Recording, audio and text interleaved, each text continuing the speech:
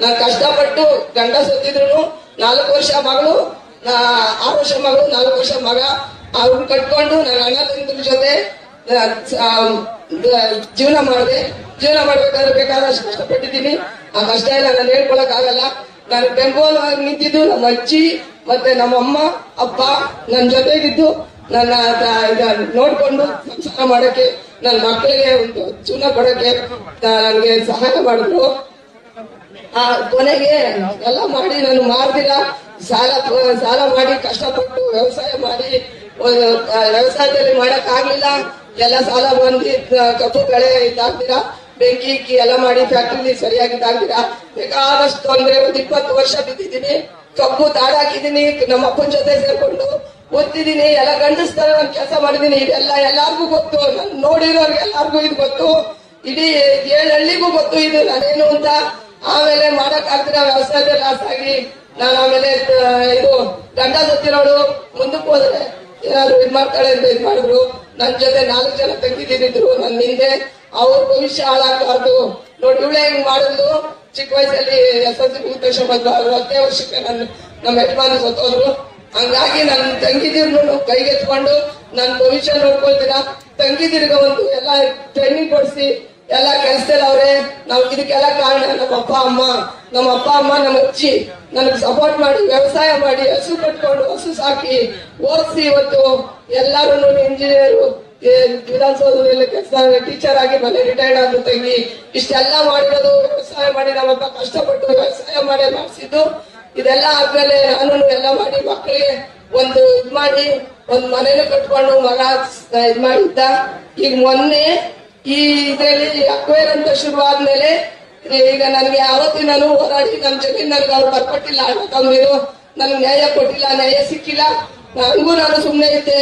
ಯಾಕೆಂದ್ರೆ ನನ್ಗೆ ಯಾವ್ದು ಬಡವನ್ ಮೂಲ ಅಂತ ನನ್ನ ಮಾತು ಯಾರು ಕೇಳ್ತಾ ಇರಲಿಲ್ಲ, ನನ್ಗೆ ಯಾರು ನ್ಯಾಯ ಕೊಡ್ಲಿಲ್ಲ. ನಾನು ಎಲ್ಲರ ನ್ಯಾಯ ಕೇಳಿದೀನಿ, ಕಷ್ಟಪಟ್ಟಿದ್ದೀನಿ, ಎಲ್ಲ ಮಾಡಿ ಕೊನೆಗೆ ವ್ಯವಸಾಯದಲ್ಲಿ ಆಗ್ಲಿಲ್ಲ ಅಂತ ಅಂದ್ಬಿಟ್ಟು ಈಗ ಇವರು ಇದ್ ಮಾಡಿದ್ರೆ ಅಕ್ವೈರ್ ಮಾಡ್ಬಿಟ್ಟು ನಿಮ್ಗೆ ಏನಾದ್ರು ಇದ್ರೆ ಇದು ಉಪ್ಪಿನಕಾಯಿ ಏನೇನೋ ಮಾತಾಡೋದು ಹಪ್ಪಳ ಮಾಡೋದೆಲ್ಲ ಹೇಳ್ಕೊಡ್ತೀವಿ ಬಂದ್ರಿ, ನಿಮ್ಗೆ ಕುಶಲ ಕೈಗಾರಿಕೆಗೆ ಎಲ್ಲ ಇದ್ ಮಾಡ್ತೀವಿ ಅಂತ ಹೇಳಿದ್ರು ಅಂದ್ರು. ನಾವು ಇಲ್ಲಿ ಹೋರಾಟಕ್ಕೆ ಬಂದೆ. ಅದಾದ್ಮೇಲೆ ಹೋರಾಟಕ್ಕೆ ಬಂದಾಗ ಇವರು ಅನೌನ್ಸ್ ಮಾಡಿದ್ರು, ಏನೋ ಎಲ್ಲಾರ್ಗು ಅಕ್ವೈರಾಗ ದುಡ್ಡು ಹೋದ್ಮೇಲೆ ಉಪ್ಪಿನಕಾಯಿ ಮಾಡೋದು ಹಪ್ಪಳ ಮಾಡೋದು ಹೇಳ್ಕೊಡ್ತಾರಂತೆ, ಟ್ರೈನಿಂಗ್ ಹೋಗ್ತೀರಾ ಅಂತ ಕೇಳಿದ್ರು. ಆ ಟ್ರೈನಿಂಗು ನಾನು ಗಂಡ ಸತ್ತಿ 10 ವರ್ಷಕ್ಕೇನೆ ಎಲ್ಲ ಟ್ರೈನಿಂಗು ಮಾಡಿದ್ದೀನಿ. ಬೀದಿ ನಾನು ಬೆಂಗಳೂರಲ್ಲಿ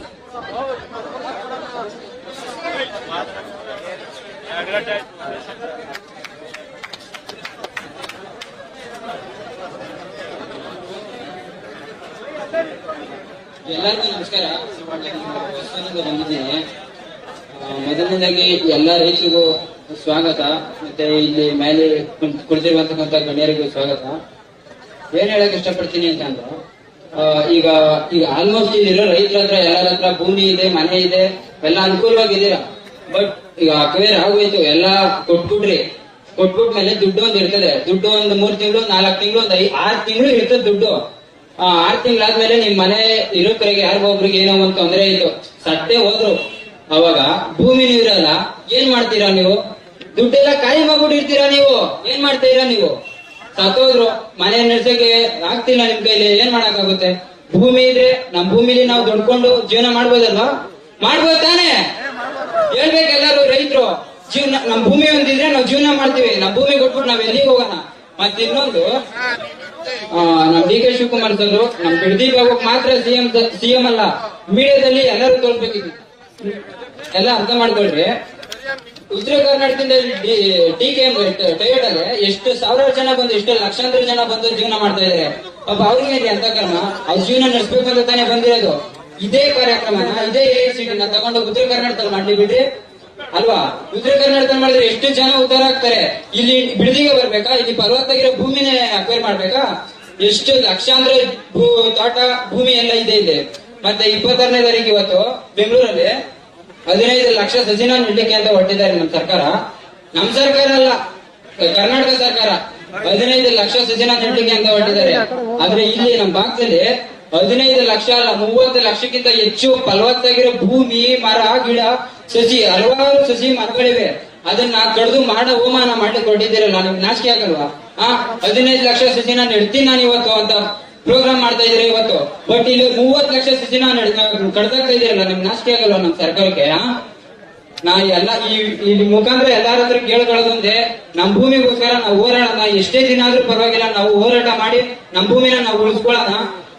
ಮತ್ತೆ ಈ ಇದ್ರ ಮುಖಾಂತರ ನಾನು ಕೈ ಮುಗಿದು ಕೂಡ ಕೇಳ್ಕೊಳ್ತೀನಿ ನಿಮ್ನ, ನಮ್ CM ಸರ್ಗೆ, ಈ ಭೂ ಸ್ವಾಧೀನನ ಬಿಟ್ಕೊಡಿ, ನಮ್ ಭೂಮಿ ನಮ್ ಜಮೀನ ನಮ್ಗೆ ಉಳಿಸ್ಕೊಡಿ, ನಮ್ ರೈತರನ್ನ ನಮ್ ಪಾಡ್ ನಮ್ಮನೆ ಬದುಕಾಕ್ ಬಿಡಿ ಅಂತ ಕೇಳ್ಕೊಳ್ತೀನಿ. ಕೆಲವರು ಮಕ್ಕಳುಗಳನ್ನ ಓದ್ಸಕ್ಕಾಗಲ್ಲ ಅಂತ ಹೇಳ್ತಾ ಇದಾರೆ ಅಲ್ವಾ? ಯಾಕೆ ಓದ್ಸಕ್ಕಾಗ್ತಾ ಇಲ್ಲ ಮಕ್ಕಳು? ನನ್ನನ್ನೇ ಕೂಡ ನಮ್ಮ ಅಪ್ಪ ಇಂಜಿನಿಯರಿಂಗ್ ಮಾಡಿಸ್ತಾ ಇದ್ದಾರೆ, ಇವಾಗ ನಮ್ಮ ಅಕ್ಕನ BEd ಮಾಡಿಸಿದ್ದಾರೆ. ಮತ್ತೆ ಮದ್ವೆ ಮಾಡಕ್ಕಾಗಲ್ಲ, ನಮ್ಮ ಹತ್ರ ಕಾಸಿಲ್ಲ, ಭೂಮಿ ಹಾಕೋದಾದ್ರೆ ನಾವು ಜಮೀನು ಮಾರೋ ದುಡ್ಡಲ್ಲಿ ಭೂಮಿ ಮಾಡ್ತೀವಿ ಅಂತ, ಮದುವೆ ಮಾಡ್ತೀವಿ ಅಂತ ಹೇಳ್ತಾರೆ. ಮದುವೆ ಮಾಡಕ್ಕೆ ಓದ್ಸಿರೋರ್ಗೆ ಮದುವೆ ಮಾಡೋಷ್ಟು ಇದ್ದೀರಲ್ವಾ? ಇಲ್ಲಿ ಆಲ್ಮೋಸ್ಟ್ ಎಲ್ಲರೂ ಮದುವೆ ಮಾಡಕ್ ನಿಮ್ಗೆ ತಾಕತ್ತಿಲ್ವಲ್ಲ ಯಾರಿಗೂ? Thank you.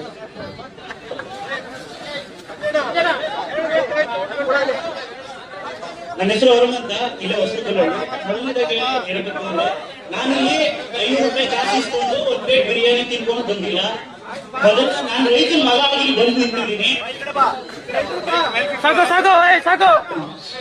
ನಾನು ಹೇಳ್ಬೇಕು ಅಂದ್ರೆ, ಒಂದ್ ಪ್ಲೇಟ್ ಬಿರಿಯಾನಿ ತಿನ್ಕೊಂಡು 500 ರೂಪಾಯಿ ಕಾಸು ಇಸ್ಕೊಂಡು ಇಲ್ಲಿ ಬಂದಿಲ್ಲ. ಒಬ್ಬ ರೈತನ ಮಗ ಆಗಿ ಇಲ್ಲಿ ಬಂದಿರೋದು. ಎಷ್ಟೊಂದ್ ಜನ ಏನಂತಾರೆ ಅಂದ್ರೆ, ಅಲ್ಲಿ ಕುತ್ಕೊಂಡು ಇವಾಗ AICD ಮಾಡ್ತಾರೆ DK ಶಿವಕುಮಾರ್ ಅಂತ ಹೇಳ್ತಾರೆ. ಹೌದು, ಮಾಡಿ ಒಪ್ಕೋತೀನಿ. ಅದಕ್ಕೆ ಆದಂತ ತುಂಬಾ ರೂಲ್ಸ್ ಇದೆ. ಒಂದು AICD ಮಾಡಬೇಕು, ಒಂದು ಡೇಟಾ ಸೆಂಟರ್ ಮಾಡಬೇಕು ಅಂದ್ರೆ ಅದನ್ನ ಕೂಲ್ ಮಾಡಕ್ಕೆ 1 to 5 ಅಂದ್ರೆ 1 ರಿಂದ 5 ಗ್ಯಾಲನ್ಸ್ ಅಂದ್ರೆ ಎಷ್ಟೋ ಲಕ್ಷ ಲೀಟರ್ ನೀರ್ ಬೇಕಾಗುತ್ತೆ. ನೀವಿರೋ ಕ್ಷೇತ್ರದ ಬೆಂಗಳೂರಿಗೆ ನೀರ್ ಪೂರೈಸಕ್ ಆಗ್ತಿಲ್ಲ ಅಂದ್ರೆ ಇಲ್ಲಿ ಎಲ್ಲಿಂದ ತರ್ತೀರಾ ನೀರ್ನ? ಆಮೇಲೆ ಮೇನ್ ಇನ್ನೊಂದು ಹೇಳ್ಬೇಕು ಅಂದ್ರೆ, ನೀವು AICD ಮಾಡ್ಬೇಕು ಅಂದ್ರೆ ಎಷ್ಟೊಂದು ಮರ ಗಿಡಗಳನ್ನ ಕಡಿಬೇಕಲ್ವಾ? ಇವಾಗ ಮರ ಗಿಡಗಳು ಕಡಿಬೇಕು ಅಂದ್ರೆ ಅವ್ರ ಪರ್ಮಿಷನ್ ಬೇಕು. ಫುಲ್ ಪರಿಸರ ಪ್ರೇಮಿಯಿಂದ ಪರಿಸರ ಪ್ರೇಮಿ ಮತ್ತೆ ಪರಿಸರ ಸಂಘಗಳಿಂದ ಒಂದು ಪರ್ಮಿಷನ್ ಲೆಟರ್ ತರಬೇಕು. ಇಲ್ಲಿ ಒಂದು ಮರಗಳು ಇಲ್ಲ, ಒಂದು ಇದು ಭೂಮಿ ಬೆಳೆಯಕ್ಕೆ ಯೋಗ್ಯತೆನೇ ಇಲ್ಲ ಅಂದ್ರೆ ಮಾತ್ರ ಮಾಡ್ಬೇಕು. ನೆಕ್ಸ್ಟ್ ಇನ್ನೊಂದು ಏನ್ ಹೇಳ್ತೀನಿ ಅಂದ್ರೆ, AICD ಮಾಡ್ತೀನಿ ಅಂತಾರಲ್ಲ, ಫುಲ್ ಸಾಫ್ಟ್ವೇರ್ ಕಂಪ್ನಿ ಆಗಿರೋದು. ಇವಾಗ ನಾನು ಒಬ್ಬ ಸಾಫ್ಟ್ವೇರ್ ಇಂಜಿನಿಯರ್ ಓದಿದ್ದೀನಿ ಅನ್ಕೊಳ್ಳಿ, ನಾನ್ ಕೆಲ್ಸಕ್ಕೆ ಹೋಗ್ತೀನಿ. ನಮ್ಮ ಅಪ್ಪನಿಗೆ ಕಿವಿ ಕೇಳ್ಸಲ್ಲ, ನಮ್ಮ ಅಮ್ಮ ಹಾಲು ಕರ್ಕೊಂಡು ಇದ್ ಮಾಡ್ತಾರೆ, ನಮ್ಮ ಅಣ್ಣ ವ್ಯವಸಾಯ ಮಾಡ್ತಾನೆ. ಅವ್ರನ್ನೆಲ್ಲ ಯಾವ ಕೆಲ್ಸಕ್ಕೆ ಸೇರ್ಸ್ಕೋತೀರಾ ನೀವು? ಅದನ್ನೇ ಕೇಳೋದು ಮೈನ್ ನಾನು. ಯಾವ ಕೆಲ್ಸಕ್ಕೆ ಸೇರ್ಸ್ಕೋತೀರಾ? ಟಾಯ್ಲೆಟ್ ತೊಳೆಯಕ, ಇಲ್ಲ ಇದು ಮಾಮೂಲಿ ಕಸ ಗುಡ್ಸಕ? ಏನ್ ಮಾಡ್ತೀರಾ? ಈ ಹಪ್ಪಳ ಸಂಡಿಗೆ ಟ್ರೈನಿಂಗ್ ಕೊಡ್ತೀವಿ ಅಂತ ಹೇಳಿದ್ದಾರೆ. ಬೇಡ, ನಮ್ಮಮ್ಮ ಒಂದು ದಿನಕ್ಕೆ ಹಾಲು ಕರ್ಕೊಂಡು 1 ತಿಂಗಳಿಗೆ ಅವ್ರು ಬೇಕಾದಷ್ಟು ಇದ್ ಮಾಡ್ಕೋದ್ರೆ. ನಾನು ಇವಾಗ ಇಂಜಿನಿಯರಿಂಗ್ ಮಾಡಿದೀನಿ ಅಂದ್ರೆ ಆ ಭೂಮಿಯಿಂದಾನೇ ನಾನು ಇಷ್ಟು ಓದಿರೋದು, ನಾವಿಷ್ಟು ಮುಂದಕ್ಕೆ ಬಂದಿರೋದು. ಇವಾಗ ಅಕ್ವೈರ್ ಮಾಡ್ತೀವಿ ಅಂತ ಇದ್ದಾರೆ. ಎಷ್ಟೋ ಜನರು ಜಮೀನು ಅವ್ರ ಅಜ್ಜಿ ತಾತವ್ರ ಹೆಸರಲ್ಲೇ ಐತೆ, ಅದ್ರ ಭಯದಿಂದ ಅವ್ರ ಮಕ್ಕಳು ಅವ್ರನ್ನ ನೋಡ್ಕೋತಾವ್ರೆ. ಇವಾಗ ನಮ್ ಜಮೀನು ಅಷ್ಟೇ ನಮ್ಮ ಅಜ್ಜಿ ಹೆಸರಲ್ಲೇ ಇರೋದು. ಇವಾಗ ಎಷ್ಟು ಜನ ಹಿಂಗೆ ಅಂದ್ರೆ, ನಮ್ಮ ಅಜ್ಜಿಗೆ ಸ್ವಲ್ಪ ಹುಷಾರಿಲ್ಲ ಅಂದ್ರು ಎಲ್ಲರೂ ಓಡೋಗ್ತಾರೆ. ನಾಳೆ ದಿನ ಇದಕ್ ಮಾತ್ರ ಬರಲಿಲ್ಲ ಭೂಮಿ, ಇವಾಗ ಭೂಮಿನ ಬರ್ಕೊಟ್ಬಿಡ್ತಾರೆ ಅನ್ಕೊಳ್ರಿ, ಎಲ್ಲರೂ ಭಾಗ ಮಾಡ್ಕೊಬಿಟ್ರೆ ನಮ್ಮ ಅಜ್ಜಿನ ಯಾರು ನೋಡ್ಕೋತಾರೆ? ಹಂಗೆ ಇವರು ಅಕ್ವೈರೇಷನ್ ಮಾಡಕ್ ಬಂದಿರೋದು ರೈತರನ್ನ ಅಭಿವೃದ್ಧಿ ಮಾಡಕ್ಕಲ್ಲ, ಹಾಳು ಮಾಡ್ಬಿಟ್ಟು ಅವ್ರನ್ನ ಸೆಕ್ಯೂರಿಟಿ ಗಾರ್ಡ್ ಆಗಿ ಇಟ್ಕೊಳಕ್ಕೆ. ಇದರಿಂದ ನಾನು ಏನ್ ಹೇಳ್ತೀನಿ ಅಂದ್ರೆ, ಯಾರು ಒಪ್ಕೋಬೇಡ್ರಿ. ಅಕ್ವೈರ್ ಅನ್ನೋದು ನಮ್ ನಾಶ ಮಾಡಕ್ಕೆ ಇರೋದು. ಇದರಿಂದ ಹೇಳ್ತಾ ನಾನು 2 ಮಾತನ್ನ ಮುಗಿಸ್ತಾ ಇದ್ದೀನಿ. Thank you.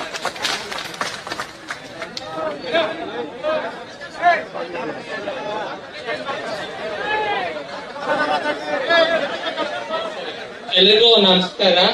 ವೇದಿಕೆ ಮೇಲೆ ಆಸೀನರಾಗಿರುವಂತಹ ಮಾಜಿ ಮುಖ್ಯಮಂತ್ರಿಗಳು ಮತ್ತು ಕೇಂದ್ರ ಸಚಿವರಾದಂತಹ ಕುಮಾರಸ್ವಾಮಿ ಅವರು ಮತ್ತು ಎಲ್ಲರಿಗೂ ವೇದಿಕೆ ಮೇಲೆ ಎಲ್ಲರಿಗೂ ಸ್ವಾಗತ ಕೊಡ್ತೀನಿ. ಈಗ ಬಿಡದಿ ಅಕ್ವೈರೇಷನ್ ಮಾಡಕ್ ಕೊಟ್ಟಿದ್ದಾರೆ. ಅಕ್ವೈರೇಷನ್ 80% ಜನ ಯಾರವ್ರೆ ತೋರ್ಸ್ಬಿಡ್ಲಿ, ನಾವ್ ಇವತ್ತೇ ಬಿಟ್ಬಿಟ್ಟು ಹೊಂಟೋಯ್ತೀವಿ. ಒಂದ್ ಎಲೆಕ್ಷನ್ ತರ ಮಾಡ್ಬಿಟ್ಟಿ.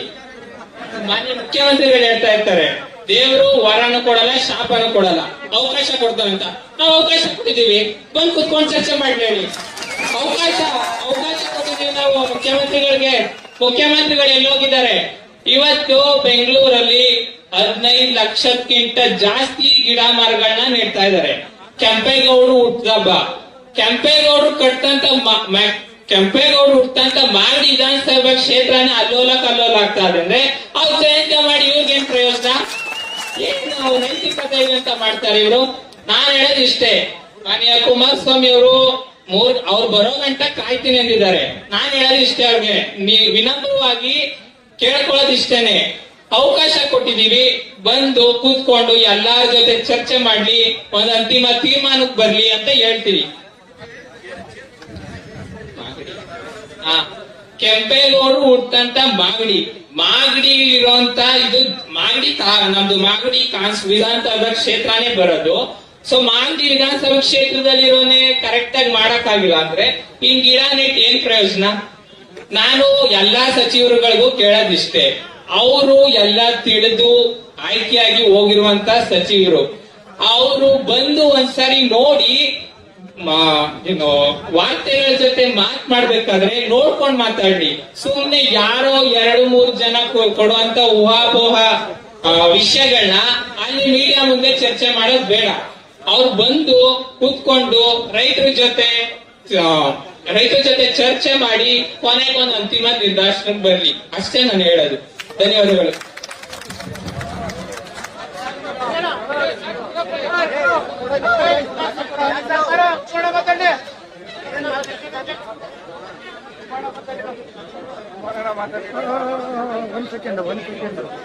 ಧನ್ಯವಾದಗಳು. ಈಗ ರಾಮಣ್ಣ ಅವರು ಅಧ್ಯಕ್ಷರು 1-2 ನಿಮಿಷ ಮಾತಾಡ್ತಾರೆ.